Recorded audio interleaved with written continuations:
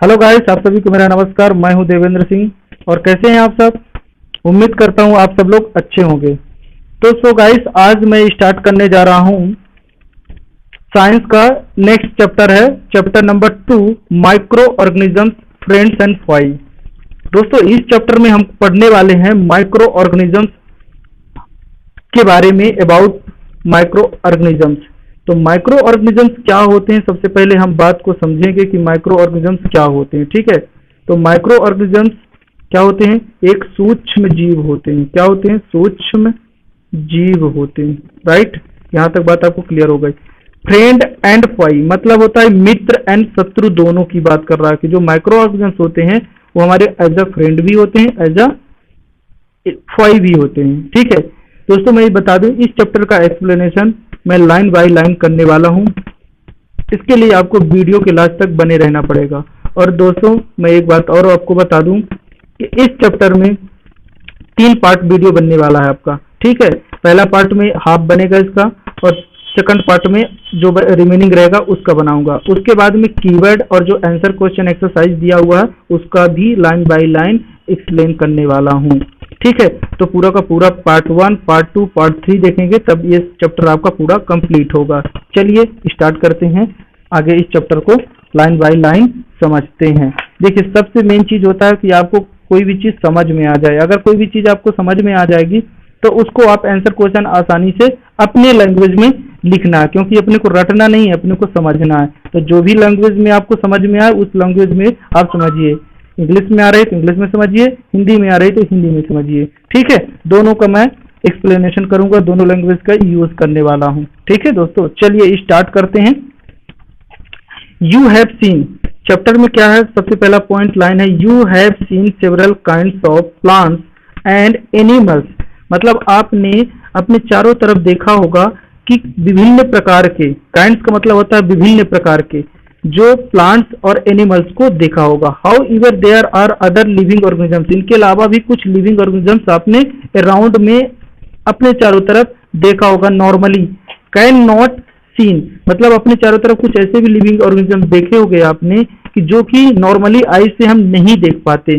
ठीक है, उनको क्या कहते हैं? These are called micro organism. तो मतलब यहाँ से कीवर्ड या आंसर क्वेश्चन आ सकता है कि माइक्रोब्स क्या होते हैं, माइक्रो ऑर्गेनिजम्स क्या होते हैं। तो आप यही चीज बताओगे कि there are other living organisms around us which we normally can not seen, जिनको हम मतलब खुली आंखों से या नॉर्मल आंखों से नहीं देख सकते। तो इनको कैसे देखते हैं? इनको माइक्रोस्कोपिक के थ्रू देखते हैं तो दिखाए जाते हैं, या मैग्नीफाई ग्लास से देखते हैं। राइट दोस्तों, चलिए आगे बात करते हैं। इनको माइक्रो ऑर्गेनिजम्स एंड माइक्रोब्स भी बोलते हैं। बात यहां तक क्लियर हो गई।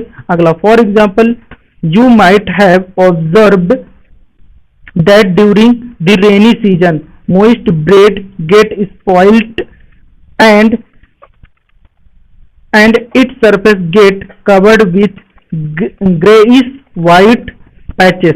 मतलब देखा होगा बारिश के समय पे या रेनी समय की बात कर रहा हूं कि मॉइस्चर के कारण कुछ ब्रेड जो होते हैं वो स्पॉइल हो जाते हैं, उनके ऊपर एक ग्रीनिश कलर की लेयर जम जाती है। ग्रीनिश का मतलब होता है एक, हम बात करें कि हरे रंग की एक लेयर उसके सरफेस में कवर्ड हो जाती है। चलिए, observe these patches through a magnifying glass. मैंने बताया था ना, मैग्नीफाइंग ग्लास का मतलब होता है जो छोटे बर्ड्स होते हैं उनको बड़ा कर देते हैं। You will seen tiny black rounded structures. Do you know what these structures are and where do these come from. आप सोचते होंगे कि ये स्ट्रक्चर्स क्या हैं और ये स्ट्रक्चर्स आए कैसे, क्योंकि उसमें राउंडेड मतलब कि ये जो यहाँ पे कैसे होते हैं, टीनी ब्लैक राउंडेड डॉटेड बन जाते हैं, स्ट्रक्चर्स हो जाते हैं। ठीक है, चलिए हम आगे बात करते हैं। आपके चैप्टर में क्या है, do you about tiny organisms moving around. वहां पे छोटे छोटे ऑर्गेनिजम्स ऐसे ऐसे चारों तरफ घूमते रहते हैं। राइट, तो ये होते क्या है, इनको हम बात करते हैं। These observation show that water, कहाँ पे ये हो सकता है, water and soil are full of tiny organisms. जो पानी होते हैं, ये ऑब्जर्वेशन मतलब जो आपका टैप पानी आता है, टैप वाटर जिसको बोलते हो, अब उस पानी में भी आप मैग्नीफाई ग्लास से अगर आप देखोगे ना तो उसमें भी ऐसे टीनी डॉटेड दिखाई देंगे चारों तरफ, या मिट्टी में देखोगे तो उसमें भी ऐसा दिखाई देता है। ठीक है, तो यही क्या होते हैं, माइक्रो ऑर्गेनिजम्स, यही क्या होते हैं, माइक्रो ऑर्गेनिजम्स होते हैं। ठीक है, आगे बात करते हैं, देखिए। ठीक है, फिर कह रहा है soil are full of tiny organisms, तो not all of them fall into the category of microorganism, मतलब जितने भी होते हैं सभी माइक्रो ऑर्गेनिज्म की कैटेगरी में नहीं आते। दीज माइक्रो ऑर्गेनिजम्स और microbes are so small in size. देखो, जब आप मिट्टी पानी में देखते हो तो कुछ बड़े बड़े दिखाई देते हैं, कुछ छोटे छोटे दिखाई देते हैं। तो जो बड़े और छोटे दोनों स्मॉल और लार्ज साइज के होते हैं वो सभी माइक्रो ऑर्गेनिजम्स नहीं होते। जो स्मॉल होते हैं वो होते हैं, बहुत स्मॉल साइज होता है। दे कैन नॉट, मतलब जिसको आप देख नहीं पाते, लेकिन मैग्नीफाइंग ग्लास से जब देखोगे तभी दिखाई देता है वो। ठीक है, that they can not be seen with the unaided eye. Unaided eye का मतलब होता है जब तक आप कोई, मतलब जैसे आपने माइक्रोस्कोप लगा लिया या कोई अलग से एडिशनल आई का उपयोग कर रहे हो, लेंस वगैरह का यूज कर रहे हो, उसको बोला जाता है अनएडेड आई। तो तब तक वो दिखाई नहीं देते, इतने स्मॉल होते हैं। Some of these such as fungus grow on bread. Fungus क्या होता है, ग्रो किसमें करता है, ब्रेड में करता है। ठीक है, can be seen with magnifying glass, जब आप मैग्नीफाइंग ग्लास से देखते हो तो। Others can not be scene without the help of microscope, मतलब कि इनको बिना माइक्रोस्कोप के थ्रू, विदाउट माइक्रोस्कोप के नहीं देख पाओगे। That is why these are called micro organisms. यही क्या कहलाते हैं, माइक्रो ऑर्गेनिजम्स और माइक्रोब्स कहलाते हैं। यहाँ तक आपको मैं उम्मीद करता हूँ कि इतनी बातें आपको समझ में आ गई होगी। अगर समझ में आ गई होगी तो वीडियो को लाइक कर दीजिए। ठीक है, micro organisms are classified into 4 major group. इनको कितने ग्रुप में किया गया है, 4 मेजर ग्रुप में क्लासिफाई किया गया है। These group are bacteria, fungi, protozoa, algae. इन 4 कैटेगरी में इनको बांटा गया है। लेकिन एक कैटेगरी और है जिसका नाम है वायरस, आर ऑल्सो माइक्रोस्कोपिक। ये भी माइक्रोस्कोपिक है, बट इसका थोड़ा सा क्या होता है, ये differ from other micro organism. They however reproduce only inside the cell, मतलब ये ऑफ द होस्ट ऑर्गेनिज्म। ये कहाँ पे प्रोड्यूस होता है, ओनली सेल के इनसाइड पे हो जाता है, लेकिन ये सभी जगह हो जाते हैं। ठीक है, बीच में बी बैक्टीरियम, प्लांट एंड एनिमल। ये कहाँ पे हो सकता है, बैक्टीरियम, प्लांट एंड एनिमल्स में हो सकता है। Some of the virus are shown in figure, आगे शोन इन फिगर दिया गया है। ये देखिए, आप वायरस देखेंगे, वायरस की, ये वायरस है, आपके ये वायरस है, ये वायरस का डायग्राम है। ठीक है, चलिए आगे हम इसकी बात करेंगे। आगे कॉमन कोल्ड, हाँ दोस्तों, कॉमन कोल्ड और elements like cold, influenza, flu जिसको बोलते हो, स्वाइन फ्लू वगैरह, यही उसी की बात हो रही। Most cough are caused by virus. ये किसके थ्रू होता है, वायरस के थ्रू होता है। जैसे कि अभी अब कोरोना वायरस चल रहा है, ये भी एक तरह का वायरस ही है। ठीक है, वायरस के थ्रू क्या होता है, एयर के थ्रू हो सकता है, वाटर के थ्रू हो सकता है, या जो अपने ड्रॉपलेट होते हैं उनके थ्रू भी हो सकता है। तो सीरियस डिसीज, जो बहुत सीरियस डिसीज होते, लाइक पोलियो, पोलियो समझते हो क्या हो जाता है, पोलियो प्रोग्राम चल रहा था, अब तो बहुत कम हो गया है। ठीक है, चिकन पॉक्स, चिकन पॉक्स का मतलब समझ में आ रहा है, वो छोटे छोटे दाने आ जाते हैं, वो होता है। आल्सो केस्ड बाय द वायरस, मतलब चिकन पॉक्स, पोलियो, फ्लू, ये सब सारी चीज, कॉमन कोल्ड, ये सब किससे होते हैं, वायरस से होते हैं। Disease like in the dysentery and malaria. Dysentery and malaria, dysentery का मतलब हो जाता है हमारे बॉडी, जब लूज मोशन की बात हो रही, उसी की बात कर रहा, या आपका मलेरिया होगा। Are caused by the protozoa, किसके थ्रू होता है, प्रोटोजोवा के थ्रू होता है। Where typhoid, tuberculosis are bacterial diseases, मतलब टाइफाइड होगा, ट्यूबरकुलोसिस होगा, बैक्टीरियल डिसीजेस, ये क्या होते हैं, टाइफाइड और टीबी जो होता है दोनों ये किससे होते हैं, बैक्टीरिया से होते हैं। You have learn about some of these microorganism in class, आप 6th और 7th में पढ़ चुके हो। ठीक है, आगे बात करते हैं। देखिए, बैक्टीरिया का जो डायग्राम दिखेगा कुछ ऐसा दिखेगा, बाय किसके, माइक्रोस्कोपिक, किसके थ्रू देखोगे इसको, माइक्रोस्कोप, माइक्रोस्कोप से देखोगे तो ये ऐसे दिखेगा। ठीक है, फिर ये होगा अलगी, ये अलगी के टाइप्स हैं, ये अमोइबा, पैरामीशियम, ये प्रोटोजोवा होते हैं। आपकी ये होगा ब्रेड मोल्ड हो गया और पेंसिलिन हो गया, ये सारे क्या है, फंगी है, ये फंगी है, ये बैक्टीरिया है, ये सॉरी प्रोटोजोवा है, ये अलगी है और ये आपका बैक्टीरिया है। उम्मीद करता हूं इतनी बात हो गई। अब चलिए बात हम करते हैं वायरस। ये हो गया आपका, दिख रहे हो मतलब रॉकेट की साइंस कैसे दिखते हैं, सारे रॉकेट साइंस की तरह दिखते हैं, ठीक है ना, एटम बम परमाणु बम की तरह दिखते हैं। अब सवाल ये आ जाता है सर कि ये रहते कहाँ हैं। चलिए, तो where do you micro organisms live, ये कहाँ रहते हैं। चलिए, माइक्रो ऑर्गेनिजम्स में भी सिंगल सेल्स क्या होते हैं भैया, ये सिंगल सेल्स होते हैं, like bacteria, some algae, protozoa and multi cellular. ये यूनिसेलुलर भी हो सकते हैं, मल्टी सेलुलर भी हो सकते हैं, such as many algae and fungi. ये क्या होते हैं, मल्टी सेलुलर होते हैं। They live in all types environment, ये सभी टाइप्स के इन्वायरमेंट में या इन्वायरमेंट में रह सकते हैं। ये ranging from ice cold climate to hot spring and desert to marshland. Marshland का मतलब होता है जहां दलदल वाली जमीन होती है, दलदल मतलब जहां पानी भरा रहता है। They are also found inside the bodies of animal included human. ये कहाँ होते हैं, also find inside the bodies of animals including human being, मतलब इंसानों में भी ये पाए जाते हैं। ठीक है, आ रहा है समझ में। चलिए, मजा आना चाहिए पढ़ते समय। Some micro organisms grow on other organisms while other exactly freely, मतलब ये इस टाइप के जो micro organisms grow other organism से वाइल अदर एग्जिट फ्रीली पाए जाते हैं। ठीक है, माइक्रो ऑर्गेनिजम्स एंड अस। अब micro organisms play important role, मतलब जो माइक्रो ऑर्गेनिजम्स होते हैं वो हमारे लिए कितने इंपॉर्टेंट होते हैं उनकी बात करेंगे। Important role in our life, हमारे लाइफ में बहुत उनका इंपॉर्टेंट रोल होता है। Some of them are beneficial in many ways whereas some others are harmful cause diseases. जितना ज्यादा हमारे लिए बेनिफिशियल होते हैं उतना ही ज्यादा हमारे लिए क्या होते हैं, हार्मफुल भी होते हैं। इसके बारे में आगे डिटेल हम बात करते हैं। चलिए ठीक है, सबसे पहले हम बात करेंगे जो फर्टिलिटी की बात आती है, सॉइल फर्टिलिटी की बात आती है, वो कौन करता है उसकी बात करते हैं। Friendly micro organisms are use for various purpose में इनका यूज किया जाता है। कैसे, कौन से पर्पस में, बैरियस मतलब होता है विभिन्न पर्पस में, विभिन्न पर्पस में। जो वर्ड का मीनिंग नहीं बनेगा मैं उसको बताते चलूंगा। ठीक है, जैसे अगर आप समझ में नहीं आया तो आप कमेंट करके बता दीजिएगा, उसको मैं बता दूंगा। They are used in preparation of curd, ये क्या बनाने के काम में आते हैं, दही बनाने के काम में आते हैं, ब्रेड बनाने के काम में आते हैं, केक बनाने के काम में आते हैं। Micro organisms have been used for the production of alcohol, ये किस काम में बनाते हैं, एल्कोहल बनाने के काम में आते हैं, सिंस एग्स। ठीक है, they are also use in cleaning up environment, ये इन्वायरमेंट को क्लीनिंग करने के भी काम आते हैं। अभी हम किसकी बात कर रहे हैं कि हमारे लिए फायदेमंद कितना। ठीक है, नुकसान की बात तो करेंगे भैया आगे।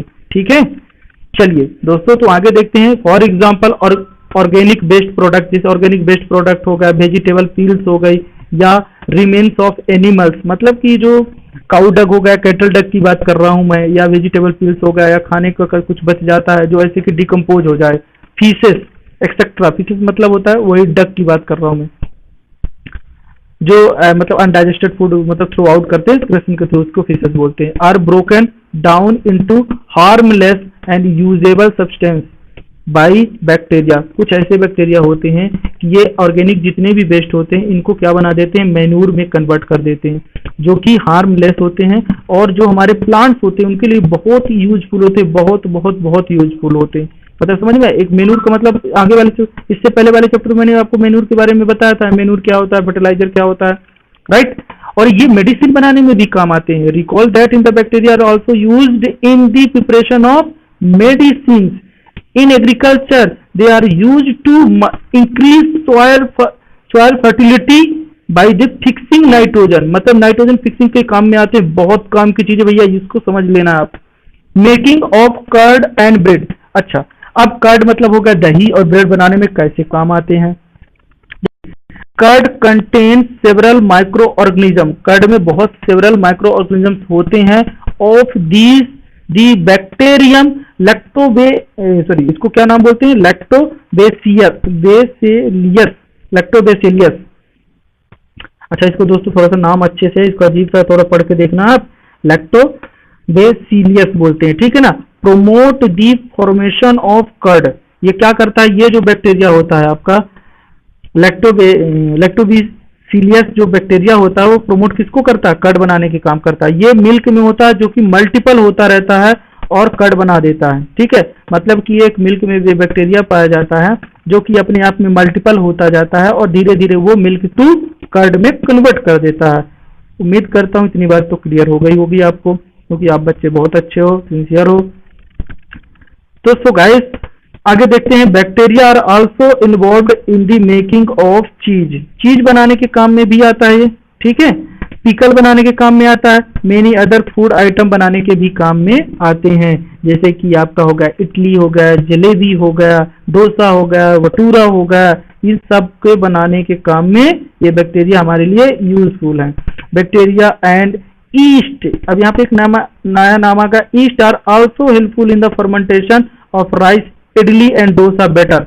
मतलब कि फर्मेंटेशन की प्रोसेस होती है। फर्मेंटेशन का मतलब होता है कि जो कॉम्प्लेक्स मॉलिक्यूल्स है उनको ब्रेक डाउन करके स्मॉल मॉलिक्यूल्स में तोड़ देना, in presence of east and bacteria. इसकी कीवर्ड है, उसको मैं अच्छे थर्ड जो हमारा पार्ट आएगा उसमें मैं अच्छे से एक्सप्लेन करके आपको बताता हूँ।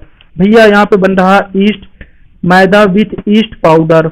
अब बनेगा भैया यहाँ से जलेबी, राइस्ड मैदा। देखो यहाँ पे मैदा है, ये क्या होगा, मैदा राइस्ड, फूल जाता है मैदा। देखा होगा जब जलेबी बनती है, तो जलेबी तो बहुत अच्छी लगती होगी सबको, गरम गरम जलेबी मिल जाए खाने को भी कितना मजा रहता है।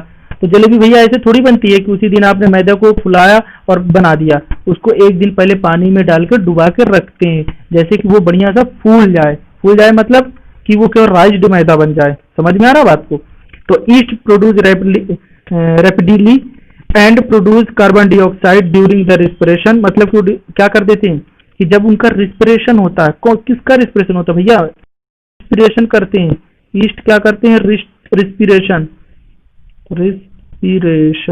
ठीक है, जब ईस्ट रिस्पिरेशन करते हैं तो गिव क्या करते हैं, CO2 देते हैं। CO2 जैसे ही मैदा में जाएगा वो बबल्स के फॉर्म में कन्वर्ट हो जाता है, जिससे कि वो आसानी से फूल जाता है। देखिए आगे, bubbles of the gas fill the डॉक्स इंक्रीजिंग द वॉल्यूम। बबल्स के कारण उसका वॉल्यूम क्या हो जाता है, बढ़ जाता है। देखो पहले वॉल्यूम इतना था, अब देखो यहाँ पे ये वाले वॉल्यूम देखो और ये वाले देखो, दोनों में डिफरेंस दिख रहा है।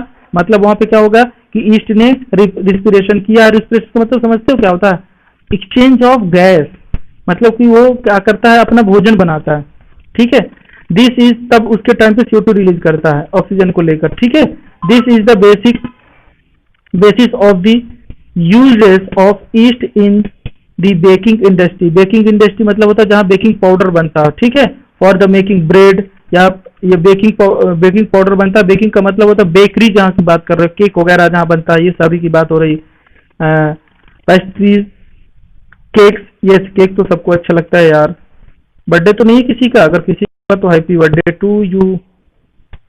चलिए अगर हम बात करते हैं कमर्शियल में इनका क्या यूज करते हैं भैया, अभी तो मैंने ये किसकी बता दी आपको कि जो घरों पे कैसे यूज करते हैं आपके। ठीक है ना, अब चलिए आगे बात करते हैं commercial use of micro organism. इनका क्या होता है, लार्ज स्केल में यूज किया जाता है। प्रोडक्शन ऑफ एल्कोहल, वाइन और एसिटिक एसिड बनाने के काम में आता है। ठीक है, अब एसिटिक एसिड को विनेगर बोलते हैं, जो अपन चौबिन वगैरह में डालते हैं ना, और चार वगैरह में डालते हैं, वही है विनेगर। अब देखो वाइन तो सब जानते होंगे यार, पीने वाला होता है। एल्कोहल भी वाइन का तरह होता है। इनमें सबसे काम मेन करता है yeast, use in the commercial production alcohol and wine बनाने के काम में आता है।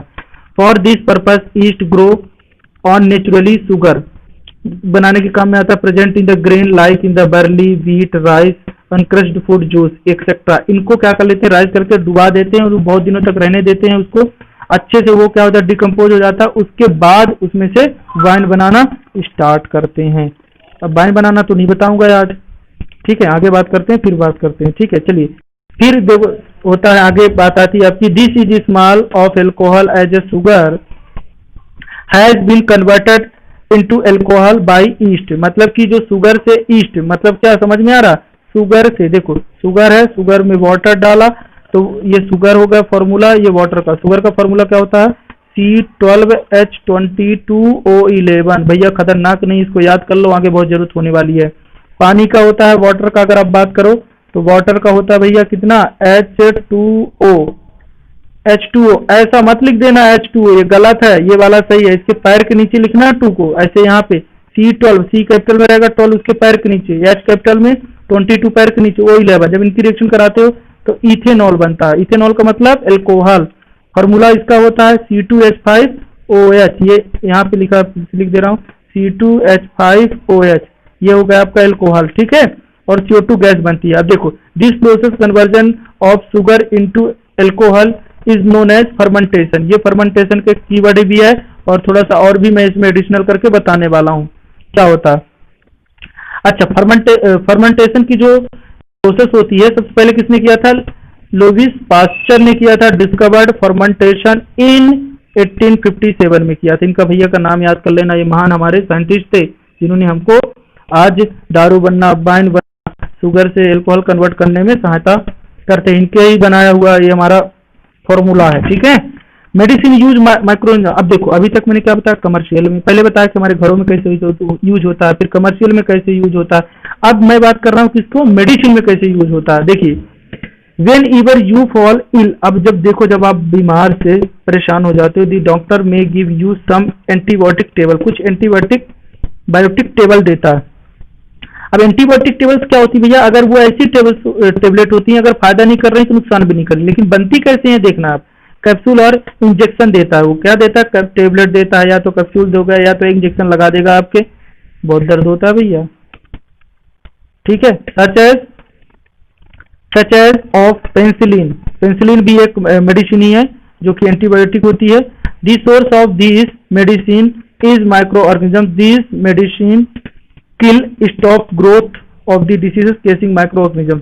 मतलब समझ में आ रहा है कि ये जो मेडिसिन होती हैं कि जो माइक्रो ऑर्गेनिज्म के थ्रू डिसीजेस ग्रोथ हो रहा है उनको स्टॉप कर देती हैं। सच एज मेडिसिन और कॉल्ड एंटीबायोटिक। इन्हीं को क्या बोलते हैं? एंटीबायोटिक बोलते हैं, ठीक है। These day a number of antibiotics are being produced from bacteria, fungi और स्प्रोटोमाइसिन के थ्रू बनते हैं। ये दवाइयां हैं जो इनसे बनती हैं। टेट्रासाइलिन हो गई और अर्थ्रोमाइसिन हो गई। Some of the commonly known as antibiotic. ये सब एंटीबायोटिक हैं दवाइयां। ये जो जितनी भी मैंने यहाँ पे आपको बताया ना, कौन कौन सी? स्ट्रेप्टोमाइसिन हो गया, टेट्रासाइलिन हो गया और एथ्रोमाइसिन हो गया। ये क्या है? सब मेडिसिन है, एंटीबायोटिक दवा है भैया। यहाँ पे एक नाम मैंने लिया था, पेंसिलिन। पेंसिलिन के जन्मदाता कौन है? खोजकर्ता कौन है? Alexander Fleming was working in the culture of diseases causing in the bacteria suddenly is found in the process in the little green mould in the one of this culture plate. देखा गया, उन्होंने ही इसकी discovery किया था। चलिए आगे देते हैं। Which are made from in the fungi and bacteria. जितनी भी ये मेडिसिन बताए एंटीबायोटिक किससे बनती हैं? फंगी और बैक्टीरिया से बनती हैं। उम्मीद करता हूं दोस्तों इतनी बात आपको समझ में आ गई होगी। अगर समझ में आ गई होगी तो कमेंट करके जरूर आप मुझे बताना, ठीक है। चलिए आगे देखते हैं। The antibiotic are manufactured by growing specific micro organism. एक स्पेसिफिक माइक्रो ऑर्गेनिज्म ग्रोइंग से बनता है, ठीक है। क्या? मेडिसिन बनता है बच्चों। And are used to care of variety diseases. और ये अलग अलग टाइप के डिसीजेस के लिए यूज किया जाता है। Antibiotic are even mixed with the feed of livestock and poultry to check microbial infection और इन एनिमल। मतलब एनिमल के लिए भी क्या किया जाता है? कोई इन्फेक्शन हो जाता है तो उसके लिए भी ये सारी चीजें फीड कर दिया जाता है पोल्ट्री में, ठीक है। जिससे क्या होता है? They are also use control many plant diseases. मतलब देखो, मैं बात कर दिया। अब बोलोगे जितनी भी दवाई क्या ह्यूमन बस के लिए काम आती हैं? नहीं बच्चों, ह्यूमन के लिए भी आती हैं और भी जो एनिमल्स होते हैं और जो क्या होते हैं? प्लांट होते हैं, इनके लिए भी काम आती है। प्लांट के लिए भी काम आती है, ठीक है। It is important. अच्छा, ये बात तो आगे हम बात करते हैं। When diseases carrying microbes inter body. मतलब जब हमको डिसीजेस हो जाता है तो उसके उस टाइम पे बॉडी पे प्रोड्यूस क्या हो जाता है? Antibody to fight in the inventor. मतलब ये क्या करता है? जो बाहर से आए हुए रहते हैं, इन्वेंटर मतलब वो तो बाहर से जो माइक्रो ऑर्गेनिज्म्स आए उनको लड़ने से सहायता करते हैं। The body also remembers how to fight in the microbes if it enter again. मतलब जब भी वो ऐसे करते हैं तो उनसे लड़ते रहते हैं। इफ डेड और वीकेंड माइक्रोब्स और इंट्रोडक्शन सॉरी बच्चों।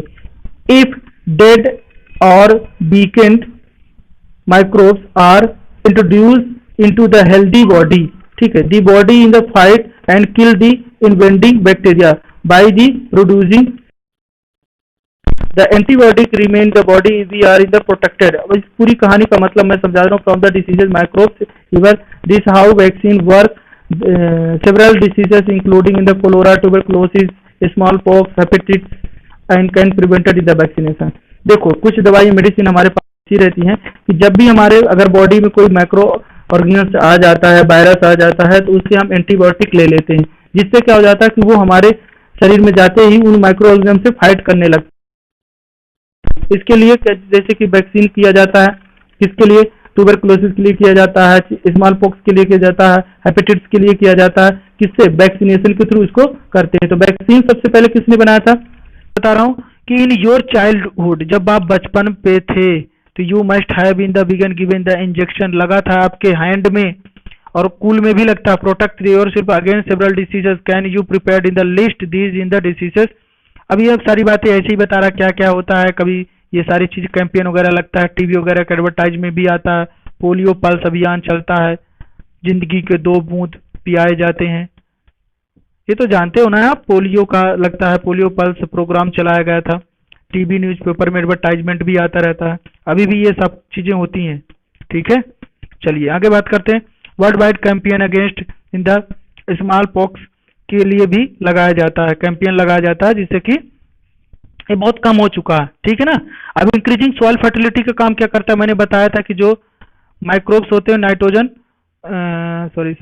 हाँ ठीक है, some bacteria able to the fix nitrogen, मतलब नाइट्रोजन फिक्सिंग का काम करते हैं। एटमॉस्फेयर में नाइट्रोजन कितना होता है बच्चों? 78% होता है, ठीक है। तो with nitrogen increasing in the fertility, nitrogen से क्या होता है? सॉइल की फर्टिलिटी बढ़ाने के काम करते हैं, ठीक है। चलिए आगे बात करते हैं। These microbes commonly called the biological nitrogen fixing, इसको क्या बोलते हैं? अगर क्वेश्चन आ जाता है कि बायोलॉजिकल नाइट्रोजन फिक्सर क्या होता है, तो जो माइक्रोब्स क्या करते हैं? एटमॉस्फेयर से नाइट्रोजन फिक्स का काम करते हैं और फर्टिलिटी को बढ़ाते हैं, उनको क्या बोलते हैं? बायोलॉजिकल नाइट्रोजन फिक्सर बोलते हैं। उम्मीद करता हूं इतनी बात क्लियर हो गई हो। तो आगे चलते हैं। क्लीनिंग इन्वायरमेंट कैसे करते हैं? देखो, बूजो एंड पहली 2 बच्चे हैं, एक का नाम बूजो, एक का नाम पहली। Has observe that school gardener making in the moisture, manure की बात कर रहे हैं। मैन्यूर का मतलब समझ में आ गया, पहले क्लास में मैंने बताया था, इससे पहले वाली क्लास में। अगर देखा नहीं है तो प्लेलिस्ट में जाके देख लेना, मिल जाएगा आपको। along with their in the friend they in the collect in the waste plant, क्या करते हैं? जो बेस्ट प्लांट हो जाते हैं उनको कलेक्ट कर लेते हैं, में डाल देते हैं। क्यों डालते हैं भाई? क्योंकि इसमें मेन्यूर बनने वाला। क्या क्या डालते हैं? ये सारी चीजें डालते हैं, हाउस गार्डन इनमें डाल। They put in them in the pit means in the waste disposal, मतलब एक गड्ढा बना लेते हैं और सबको यहाँ डाल देते हैं, और ये सारी चीजें क्या हो जाती है? डिकम्पोज हो जाते हैं, और जो बनेगा भैया वो क्या बनेगा? मैन्यूर बन जाएगा, जिसको बोलते हैं ऑर्गेनिक सॉल्ट बोलते हैं, ठीक है। It decompose in the get converted into manure, वही बात बताया, मैन्यूर में कन्वर्ट हो जाता है। Boojho and Paheli want to know how this had happen, कैसे होता है इसके बारे में पूछ रही थी, ठीक है। They different content to put, ये सारी चीजें ऐसी है। और यहाँ पे हम बात करते हैं यहाँ से हार्मफुल माइक्रोऑर्गेनिज्म। अब तो बात हो गई कि माइक्रोऑर्गेनिज्म हमारे लिए कितने फायदेमंद होते हैं, कितने फ्रेंड आया था, ठीक है। चलिए यहाँ तक आज की क्लास में, इसके आगे हम कल की क्लास में आपसे बात करेंगे। नेक्स्ट पार्ट में मिलते हैं। उम्मीद करता हूँ इतना आपको सब कुछ समझ में आ गया होगा, तो हमें जरूर बताइएगा। थैंक यू, धन्यवाद। मिलते हैं अगले पार्ट में। Bye bye.